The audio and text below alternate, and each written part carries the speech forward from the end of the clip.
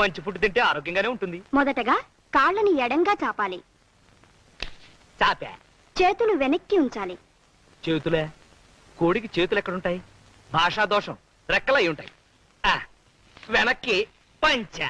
తలని మెల్లగా అటూ ఇటూ తిప్పండి. తిప్పే. ఇప్పుడు కాస్త స్పీడ్ గా తిప్పండి. ఇప్పుడు కాళ్ళు దగ్గరగా పెట్టి ఊపిరి గట్టిగా పీల్చండి.